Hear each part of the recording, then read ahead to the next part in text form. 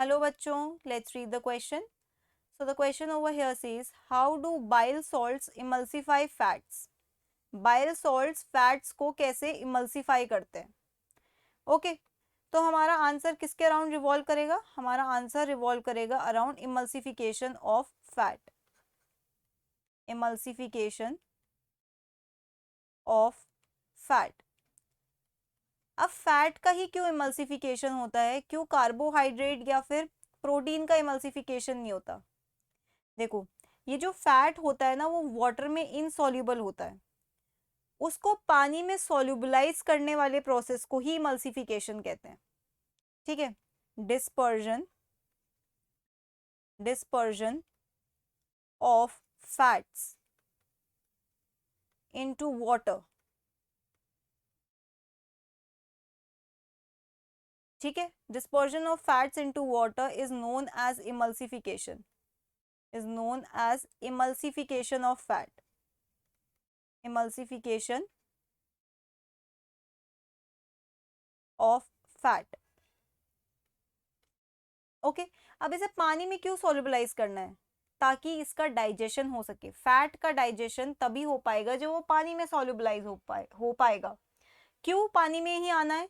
क्योंकि पानी में एंजाइम्स प्रेजेंट है. एक्चुअली जितना भी हम फूड खाते हैं उसके सराउंडिंग में वाटरी कंटेंट तो होगा ही होगा.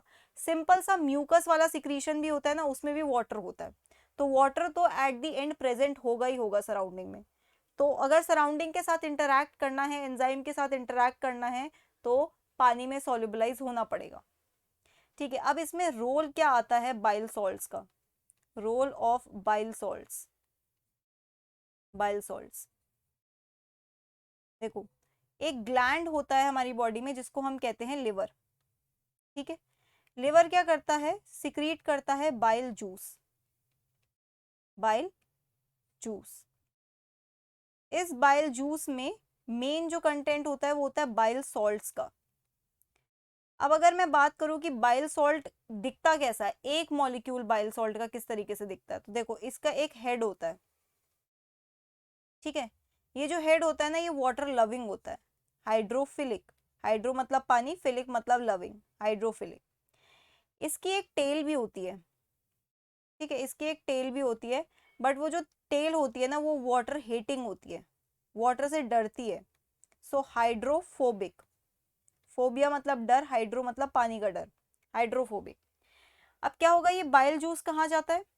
बाइल जूस जाता है स्मॉल इंटेस्टाइन में. Small intestine. स्मॉल इंटेस्टाइन में क्या पड़ा हुआ है? स्मॉल इंटेस्टाइन में फैट का एक बड़ा सा ग्लोब्यूल पड़ा हुआ है. जो फैट होते हैं वो बड़े बड़े ग्लोब्यूल में होते हैं. इसके सराउंडिंग में पानी है, पर ये पानी के साथ डिसॉल्व नहीं होना चाहता, क्योंकि फैट पानी के साथ डिसॉल्व नहीं होता. It also hates water. लेकिन पानी के साथ तो डिसॉल्व होना पड़ेगा. क्यों? क्योंकि इस वाटर में एंजाइम है कुछ जिनको हम कहते हैं लाइपेजेस, जो फैट का डाइजेशन करवाते हैं. और वो तब तक फैट पे एक्ट नहीं कर सकते जब तक फैट सॉल्युबलाइज नहीं हो जाता. तो होता क्या है? Bile salt. बाइल सॉल्ट के बहुत सारे मॉलिक्यूल्स इसके अराउंड एक स्ट्रक्चर बनाते हैं. देखो, बाइल सॉल्ट की जो हेड है वो कैसी है? Water loving, hydrophilic. तो वो वाटर से प्यार करते हैं, तो देखो वाटर के मॉलिक्यूल्स के साथ इंटरैक्ट कर रही है. ठीक है. उनकी तरफ फेस कर रही है. लेकिन इसकी एक टेल है जो वाटर से को पसंद नहीं करती, तो वो फैट की तरफ फेस करती है. ठीक है. ये फैट की तरफ फेस करती है. अब देखो यहाँ पे एक स्ट्रक्चर बन गया है ना, इस तरीके का कुछ. ये स्ट्रक्चर पानी में सॉल्युबलाइज्ड है.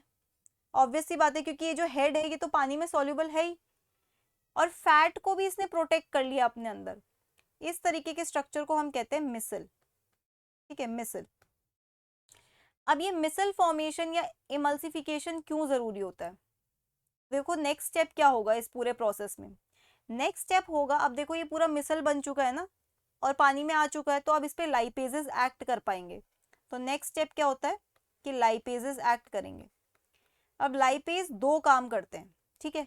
लाइपेज दो काम इस तरीके से करते हैं कि ये जो फैट का बड़ा सा मॉलिक्यूल था, पहले तो उसको छोटे छोटे ग्लोब्यूल्स में तोड़ देता है इस तरीके से.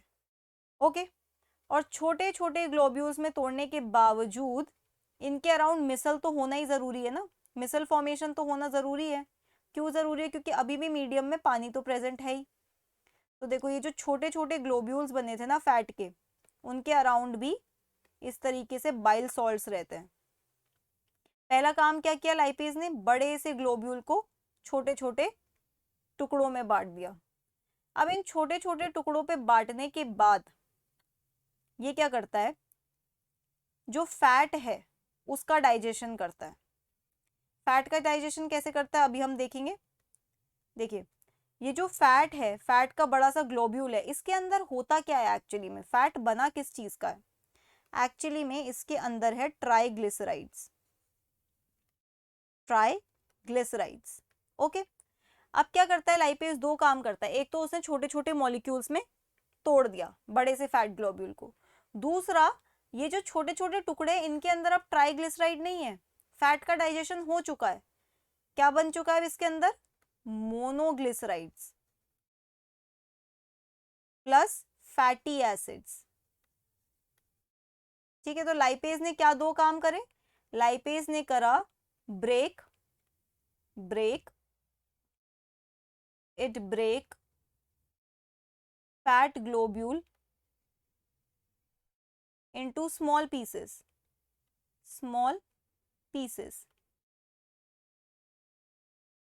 ठीक है।